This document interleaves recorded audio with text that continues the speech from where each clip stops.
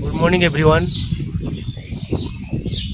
We always thought that what will happen tomorrow, what will happen to myself in future, why always happen to me, why God always give me this thing, that thing.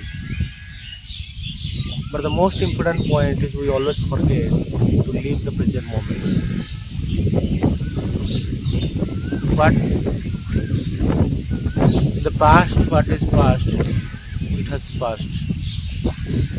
In the future, what will come, we can't control that. But in the present time, in the recent moment, I sat here that I can control, that we can live as much as happy we want. So, what do you think about it? Let me know in my comments.